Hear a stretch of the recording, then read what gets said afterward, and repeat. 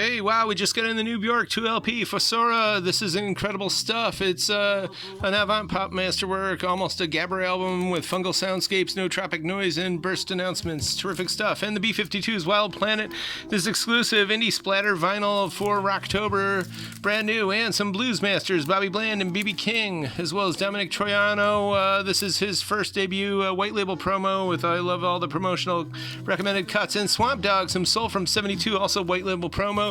It's actually pretty funky. And Alice Coltrane, Carlos Santana, of course, free jazz, and Ray Charles on Impulse, some great soul jazz, 1963. This is beautiful stuff here, as well as this, Lonnie Smith, Turning Point, 1969 soul jazz. Great Blue Note there, and some Chick Corea, of course, the Total Master. We got Joe Farrell and also Herbie Hancock's on here, as well as a bunch of other all-stars, and this is a test pressing of a Fred Allen show. It's actually pretty darn rare. And Aja, Steely Dan, 77. This is Terre Haute Press. It's actually a true first press because you know that the catalog number is AB 1008, I believe it is. But anyway, it started selling so good that 2 weeks later they started doing AA, which meant that they raised the price by $1, which was a lot back then. And of course, Van the Man Morrison, a classic record forever. We got a whole bunch of rock and roll in too. Leonard Skinner, these are Gloversville pressings, I believe, yes. And you know how collectible they're becoming. They're beautiful copies of those. And Escape, Don't Stop. And we got a lot of good Christmas stuff here, including this. I know it's got Noel Nouvelet on it, and Christmas in Poland, as well as all over the rest of the world. And Smetana, this is a beautiful record. This is sealed. It's on the Europa label, which I believe formed in Munich, I'm thinking 65.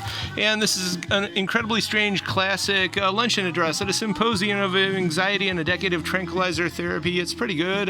Dr. Annis.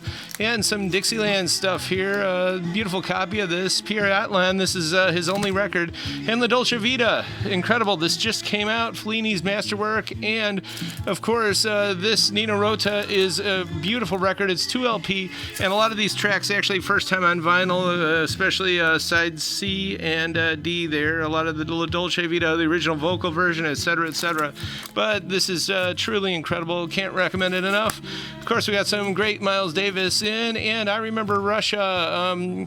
Gary Nova, he came from the Ukraine, emigrated, and did a lot of Russian stuff. They call him the Russian crooner, and this is a really interesting private press lounge LP, undated, but I believe it's 1975, and it's dang rare. Got some Johnny Guitar Watson, Julie London, terrific Torch stuff there. Teddy Phillips and his golden saxophone. This is sealed, and Ted Kurson here, some post-pop. And we've also got Oscar Peterson Trio, some cool jazz, 1960, I believe, and Sadiq Hakim. This is a beautiful copy of this, and that's just straight ahead bop. And Glenn Gould, Beethoven Variations. These are bold, impressive, very stark, especially the Eroica Variations. It just shows basically the architecture of the music and of the composition. This is terrific stuff. Came out in 1970. And Prokofiev, some good modern stuff, as well as Donald Arab, some really interesting electronica here. And the keyboard virtuoso, the great pianist Martha Argerich, and this is some good stuff. It came out in the early 80s. Beautiful copy. And this is a Quax 2 copy. You hold it up to the light, you can kind of see through it. And it's also a promo, so it's for audiophiles. This is pretty excellent. And if you haven't been in a while, we're totally stocked on like the early late aughts and early teens indie rock stuff like The War on Drugs. So check them out.